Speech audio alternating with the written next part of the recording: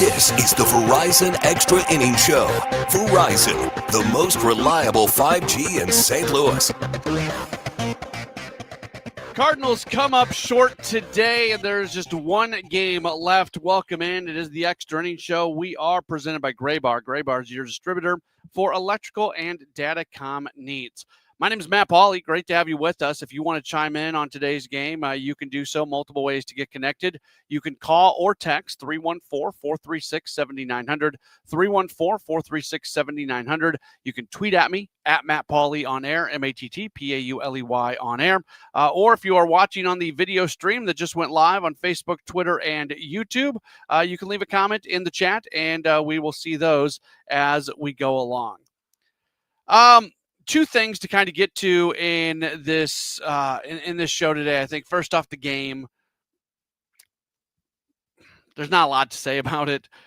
Michael McGreevy was okay. Couldn't get out of the fifth inning, though. The bullpen struggled a little bit once again offensively. The Cardinals just didn't do enough, scoring just the 3 runs. I mean, it was nice to see Nolan Arenado hit a home run. Nice to see Jordan Walker hit a home run. I'm not trying to be dismissive of any of that. Jimmy Crooks having a multiple hit game for the first time in his career. Those were all good things. But I really think more the news of the day, and in case you didn't see it, Wilson Contreras did speak this morning and said that he was in Chicago and said that after having a conversation with incoming Cardinals president of baseball operations, Chaim Bloom, that he wants to stick around in St. Louis and he wants to finish the job, that he's not somebody that shies away from challenges and he wants to remain a Cardinal moving forward. He did put the caveat on there that if something does present itself to the Cardinals and to Bloom that makes sense in terms of trade, he wouldn't necessarily say no to it. He has that right with a no trade clause. So he left open the possibility of getting moved, but basically said that that's not his intention right now, that he intends to remain a St. Louis Cardinal. And, you know, I'm actually a little bit surprised. I'm not overly surprised, but when we heard that Wilson would be addressing this situation, and I know what he had said previously, but after Arenado has indicated that he is even more willing to accommodate the Cardinals for a trade, he's going to open up that list a little bit more in terms of teams that he's willing to get moved to. After hearing Sonny Gray say that he would very much be open to a trade if he can go somewhere that's going to be winning more, I thought those two things happening might push Contreras over the edge a little bit, where he would be more willing to accept a trade. And to Wilson's credit, and it says a lot about his commitment to the organization and his commitment of when he signed with this team originally. And he's been through a lot. He's been through a lot with the Cardinals, from the first year catching, really being thrown under the bus and losing the catching job for a little while, to eventually being moved on from as a catcher completely. And he's always had a really good attitude. He has been it's been impressive with all these things that have been thrown his way. He continues to want to be part of this organization. So I thought that maybe with this other stuff happening, that maybe that would be enough to push him over the edge in terms of being more open to being moved. I wasn't convinced it was going to go that way. I think when we talked about it yesterday on Sports Open Line, I may have referred to it as kind of a 51-49 type situation.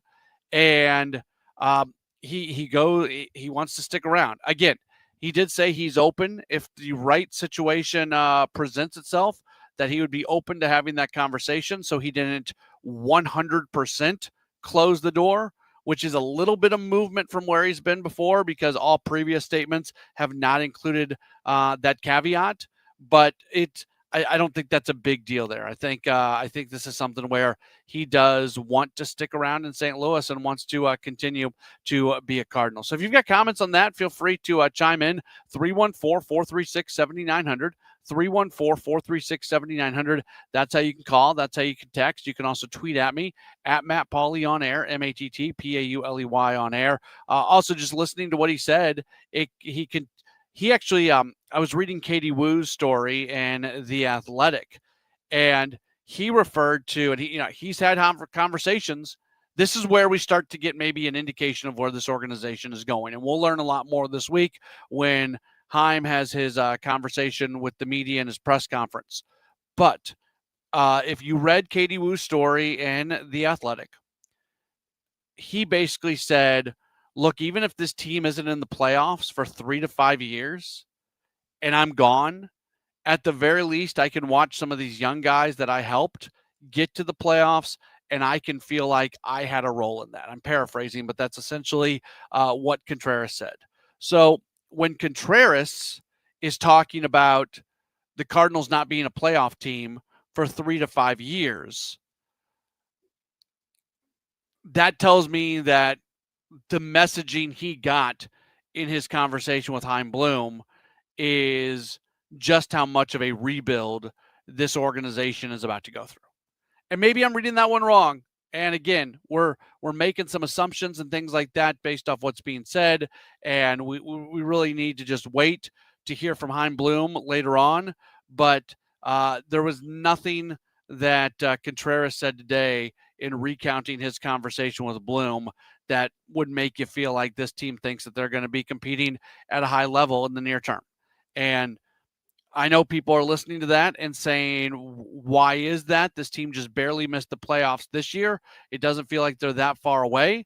And I don't think they're very far away at all from being a playoff team, but I do think they're pretty far away from being a team that can look at their roster and say, they're one of the better rosters in baseball, and they're a roster that can legitimately get to and win a World Series, and that's what they're trying to get to. Message coming in on our video stream from STL Girl says, I hope Contreras stays. He's right. The young guys need a veteran presence, and with Sonny and Nato most likely gone, I'd love for it to be Contreras. I also love his passion. Yeah, there is certainly a place in the clubhouse for a Wilson Contreras and what he brings. You know, from a baseball standpoint, there's kind of, I'm going to talk out both sides of my mouth here. From an overall production standpoint, I think that you look at Contreras and say, well, if he leaves, you can put Burleson at first base, and you're going to have a certain level of production that you can still have, and then that opens up a spot in the outfield. But on the other side of that, what do the Cardinals not have? They don't have right-handed hitters. They don't have right-handed power, and Contreras goes from the right side. So if you look at it from a handedness perspective, Contreras definitely fills a role the team needs. If you look at it from just an overall production standpoint, you can certainly pencil Burleson in at first. We're starting it all over again, and we'll see what the roster looks like. But now we can start to assume that Contreras is likely to be back next year. The puzzle is already going to be a little murky for this team, depending on what else happens. Is Burleson going to be an everyday outfielder? That's not his best position. I give Alec Burleson tons and tons and tons of credit for the work that he has done to become a better outfielder. When he gets to his top end speed, he's actually a pretty fast guy. It just takes him a little bit to get there. His his throwing arm makes up for a lot. He's going to make some plays in the outfield with his arm that some other guys are not going to make. But is Burleson an everyday outfielder? Is he somebody who's going to play a little bit in the outfield, a little bit at first base, a little bit at DH, do that sort of thing? If that's the path they're going to go down, that's where the puzzle already doesn't start. That's what we talked about this year going into the year, where all the pieces didn't fit and you didn't know where everything was going to go. I'm not saying don't have Contreras come back. I'm just saying a lot of the stuff that we talked about this year is going to start to come back in here in terms of just trying to make this all thing work. Mike sends in a message, says Contreras has been the glue of this team. He's a passionate, competitive leader that this team needs down the road. Walt sends in a message in terms of the competitive nature, says 2 years is a reach. 1,000% of things would have to go right. 3 years is more logical. For the earliest the Cards should be in the playoffs, it's going to take a while to find some dudes. Walt, again, the only thing I'd push back on that is they could have been a playoff team this year. They could have been. A few things go differently. They easily could have been a playoff team this year. I don't think they're a team that was going to go on a deep playoff run this year, but they easily could have been a playoff team this year. There's a handful of those toss-up games goes in the other direction. You move on from Fetty a little bit earlier, something like you make another move in the offseason to make the roster just a little bit better. This team was very, very close to being a playoff club this year, even with the fact that they are a below 500 fourth place club. I'm not trying to put lipstick on a pig here. This is what they are, but they were very close. So I would change what you just said to not just being a playoff team, but being able to really compete in the playoffs. Again, what I said earlier about looking at the roster and saying, this is one of the better rosters in baseball. This is a roster that is built to be able to go on a deep playoff run. That's where I think there's some distance. Depending on what they do this offseason, if they bring a lot of this back, they could be a playoff team next year, but I don't think they're winning a World Series next year. I don't think they're going to the NLCS next year, things like that. So that's where I would push back on you just a little bit, Walt. Certainly appreciate the message. 314-436-7900, 314-436-7900. That's how you call. That's how you text. You can tweet at me, at Matt Pauley on air, MattPauley on air. This is the Extra Innings Show after the Cardinals lose today to the Cubs. We'll talk a little bit about get some messages in here. I'll ask you a question real quick. So text, this would be good for those of you who are listening on the radio or on the Odyssey app. Text in 314-436-7900. For those of you on the video stream, leave a comment in the chat. What were your thoughts when the Cardinals made the decision to walk Michael Busch in the 8th inning when he was a base hit away from the cycle?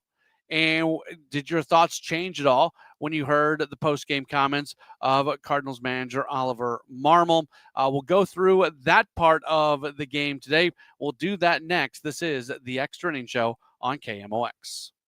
Winner of the National Edward R. Murrow Award for breaking news. KMOX AM St. Louis. KMOX FM Hazelwood. Always live on the free Odyssey app. Hi, I'm Jim Brennan with McKelvey Homes. McKelvey is on the move with 3 new communities and prime locations opening soon. The early bird gets the worm, so get your pick of the home sites and the best prices first. Join our VIP list at McKelveyhomes.com. Strawberry Farms is located on Mexico Road, east of Highway K from the 480s. Post Farms on Highway N near Duello Road from the 540s, or the Reserve in Wildwood at Highways 109 and 100 from $560,000 to $1 million plus. It's a great time to move up to McKelvey. Hey, this is Debbie Monterey, and some of you may know that I moved my mother to St. Louis about a year ago because she's aging and I needed to help her with day-to-day things, including getting her estate planning together. I recently met with the folks at Jansky Law. Martin Jansky is an elder law attorney, and that's exactly what he does. Everything from your power of attorney to advanced estate planning, including probate. Maybe you have your estate documents completed, but a nursing home could be in the future for you or a loved one. Jansky Law can help with pre-crisis and nursing home planning as well. Martin Jansky has 30 years of experience, young or old, no matter what your age. If you love your family and want to make sure that your wishes happen or help them ensure theirs do, call Jansky Law at 314-881-6141 or online at janskylaw.com. That's with a J, Jansky law.com. Again, jansky law.com. The choice of a lawyer is an important decision and should not be based solely upon advertisement. I'm Tom Ackerman with this month's Siteman Cancer Center Spotlight, focusing on the Siteman Kids program at St. Louis Children's Hospital and Dr. Mohammed Abdul-Baki. We have a large global program that people do not know about, thinking this is St. Louis in the center of the country, and we get consulted on a large number of international consults. Thanks to Siteman Cancer Center, national leaders in cancer. For more information, go to siteman.wustl.edu. Actual price will depend on product and subscription plan. Featured products are compounded drug products, which the FDA does not approve or verify for safety, effectiveness, or quality. Prescription products require an online consultation with a healthcare provider who will determine if appropriate. See website for details, restrictions, and important safety information. Want to boost in and out of the bedroom? Hims has you covered. Introducing a new 2-in-1 approach to level up your game. Tadalafil for better bedroom performance and zinc for testosterone support. Put it all together and you've got what you need to turn things all the way up.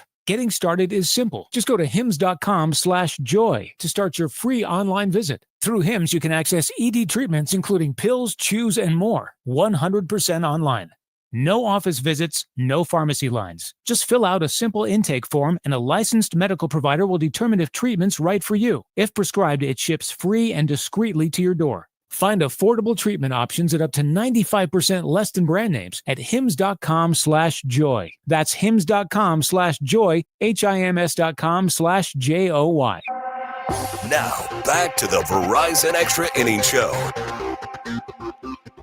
Cardinals lose today as they end up falling to the Cubs 7-3. Welcome back in. It is the Extra Innings Show. We are being presented in part by Gray Bar. Gray Bar is your distributor for electrical and datacom needs. If you want to chime in on what we're talking about, you can call or text 314-436-7900, 314-436-7900. You can tweet at me at Matt Pauley on air, MattPauley on air, or you can leave a comment in the video chat. So let's kind of break down a little bit what happened in this game in the bottom of the eighth. So Pete Crow Armstrong hits a home run. It's a 2-run home run, and it makes it 7-3, and that ends up being the final score of this game. Next hitter is Dansby Swanson. He doubles. He then steals third. Some people took note of the steal. Some others didn't. After a Matt Shaw strikeout, Michael Busch, who has a double, a triple, and 2 home runs in the game, so he's a single short of the cycle, he comes up to the plate, and he is intentionally walked. As you might expect, the folks in Chicago were not happy with that. They let the Cardinals know about it. And then Nico Horner comes up. He grounds out, and it's 7-3 going to the ninth. Also should be noted, Cardinals got the potential tying run to the plate in the ninth inning. They were down 4. They loaded the bases before Nathan Church struck out. So they were one swing of the bat, a very big swing of the bat, but they were one swing of the bat away from tying this game up.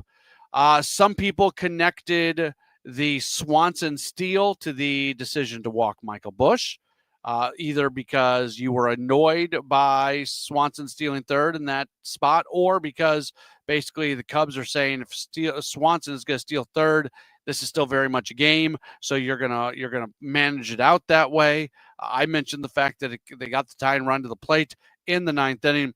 Well, you may have heard this already. I'm just going to replay this part, especially for those of you watching on the video stream who may not have heard this during the network post-game show before we started the stream. This was Oliver Marmol. This audio is courtesy of FanDuel Sports Network Midwest, and this was him talking through the decision to walk Michael Busch. I'm not here for anybody's amusement. I'm trying to win a game, which the next guy grounded out to the pitcher, so I think it worked. Yeah. They brought up in the broadcast, they wondered if you had any questions why Swanson will be stealing third in a game in that situation. Did you? Oh, not at all. I mean, we're giving it to him there with our head work. He should take it and take advantage of it. I got zero problems with that. Zero. All right, so Ollie says he's not there for anybody's amusement. He's there to win the game. The best opportunity to win the game is to not allow Busch to swing there and instead face Horner instead. If you want to comment on this decision and how this all played out, you can do so by calling or texting 314-436-7900, 314-436-7900. You can leave a comment in the video chat. You can also tweet at me at Matt Pauley on air. Text message from the 314 says, disagree with Marmol. Baseball is here for nothing but amusement. And then he calls Marmol a name, which we don't do the name calling thing here on this show. But okay, Ollie's trying to win the game. Like I get the idea that baseball is here for nothing but amusement, but from Oliver Marmol's perspective, baseball is here to try to win the game and to try to put yourself in the best position to win the game. And I don't think we should ever criticize a manager for trying to win a game. I'm sure at some point in time there's been a situation somewhat like this, and I've fallen on the other side. Like maybe go back to Pujols chasing 700 home runs. I don't know. I'd have to go back. I don't try to be hypocritical in these type of situations for sure. And yeah, that's I don't know. Ollie's trying to win a game to me. Like I don't think it's a big deal. I think it's kind of funny actually that it happened in the moment. But I didn't think it was a big deal. Jeremy sends in a message, says it was a little too late. They should have done it after his first home run and yesterday's game. He has 9 home runs against you. Yeah, he's putting together one of the best seasons against a single team ever for a player. For his performance against the Cardinals this year, Bush, has been insane. So I'm almost of just walk him every time. That to me, that would be the better play than choosing when and where to walk. So I'm not bothered by it. I don't think the Swanson steal plays into it at all. I really don't. And I think it adds a little something to the Cards-Cubs rivalry. I think this is good. Going back to what our texter said, that, baseball's here for nothing but amusement. Yeah, guess what? We're all really amused by the fact that they walked him. That was funny. That was something that we're talking about a lot, and from both sides. So if it is from an amusement standpoint, so for the texter, I think we're all kind of amused by this. So there you go. That would be, and I know I'm twisting words here. I'm not trying to be a smart aleck, but that was an amusing thing for sure. Text message comes in, says, why did Donovan not play? He was okay in San Francisco. Yeah, the Cardinals have made the decision. Donovan's not 100% healthy, and when they were still alive for a playoff spot, they were going to play him. Once they were eliminated from playoff contention, they were going to do everything they could to stay away from Donovan. They didn't completely rule him out. If he's needed for something, for some reason, they could use him, but they're not going to. They're not going to use him if they don't need to. Just with where his health is at this point. We'll finish with this one, and it's kind of a sad note. Walt says, if the Cubs played the Cardinals for 162 games with these rosters, how many home runs would their top three hitters have? A lot, Walt. A lot. Or a lot of intentional walks. And that, I'm glad we finish on that. Because as much as I don't want to lift up the Cubs, one of the major differences between the Cubs and the Cardinals is the Cubs hit home runs.